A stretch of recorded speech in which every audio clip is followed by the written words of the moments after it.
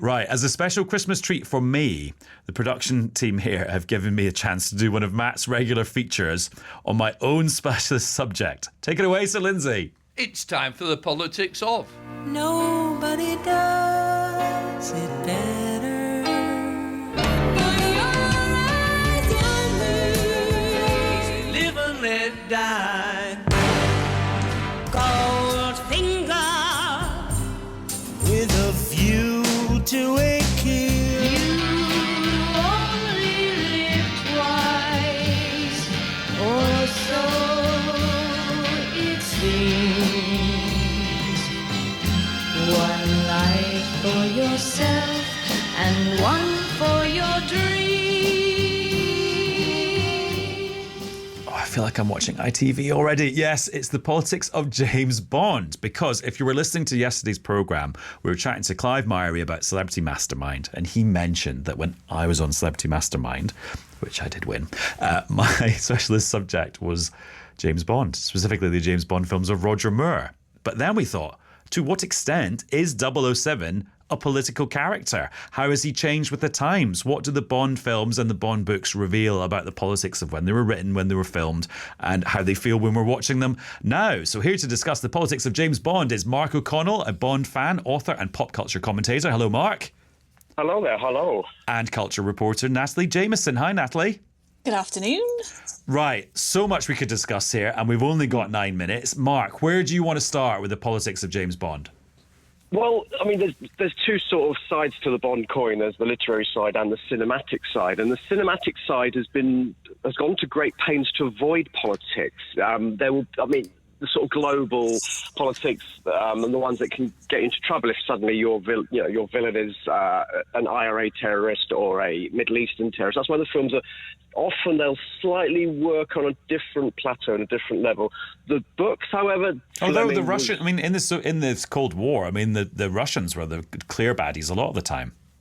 Yes, absolutely. But they were like a general baddie, and they still are in Bond films. But that's still a little trope that ticks. But you rarely get you wouldn't get sort of Middle Eastern villainy. I think partly because if real villainy is going on in the world and real politics are precarious as we are again right now, it's a bit of a gamble for a Bond film to set itself within that world. Even when Died Another Day in 2002 with Pierce Brosnan, we had a North Korean general, but he was very rogue. He was very on his own and not fully. They didn't want to offend the actual North Korean regime. Mark, we'll come on to the thing he does is he wants to be a British gent and have sort of gene replacement therapy and ends up sort of behaving like Richard Branson. Yeah, the baddies were posh British people in that case. We'll come on to the books in a second, Mark. But Natalie, what angle do you want to take?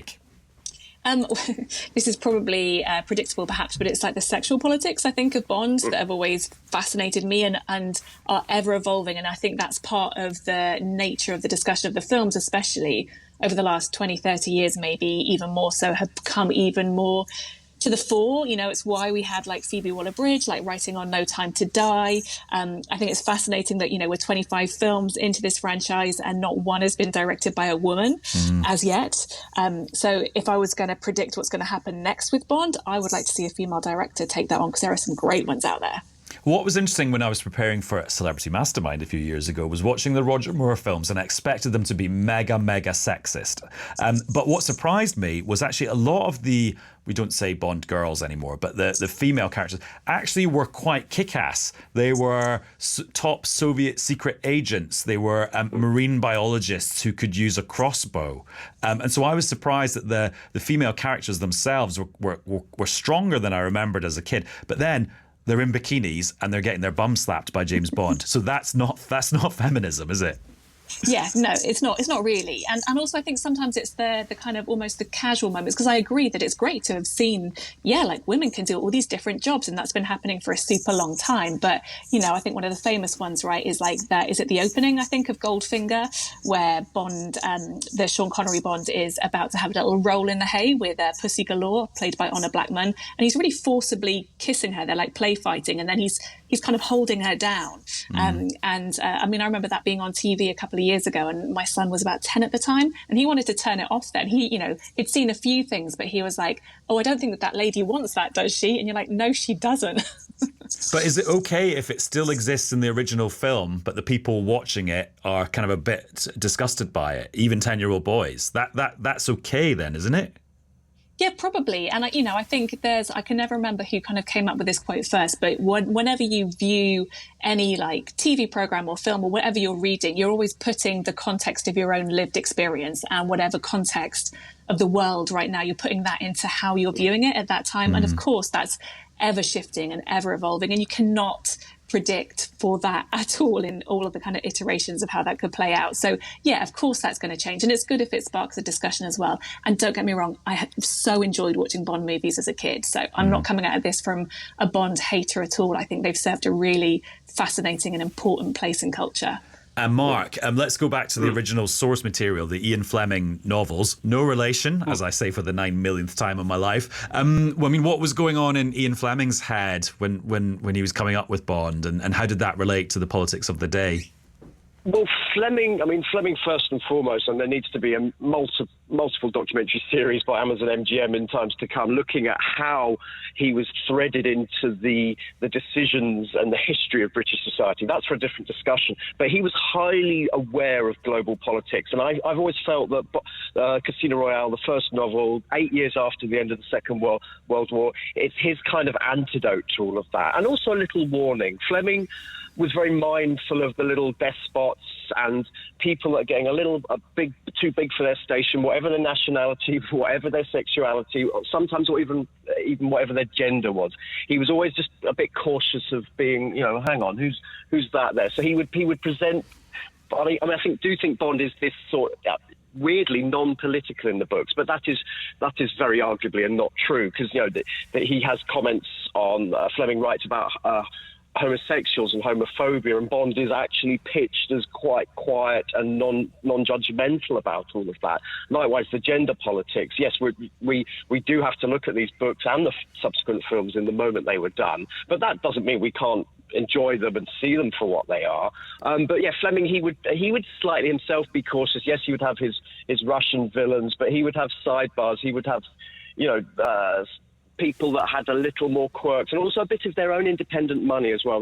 The films really do that. But if you're a villain with your own wealth and your shark-infested swimming pool, it enables the caricature of the villain to really go there rather than be worried about offending real things. But yeah, Fleming was mindful of he put Cold War politics into his books. He was mindful of Burgess and McLean when they were being a Soviet issue in the early 50s. He makes comment on that. But Mark, I've just realised from what you just said there, basically Ian Fleming invented the tech bro, the person who is so rich they can just do whatever they want, no matter what the social norms are, and can seem a bit creepy at the same time. Well, he allegedly, purportedly, even had a villain that was building his own rockets and had a slightly dubious political allegiance. So who knew of the prescience of that?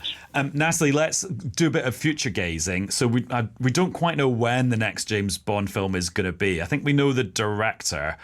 We definitely don't know who Bond is going to be. What are other things that they just will have to make sure they include or think about so that it feels modern and legit?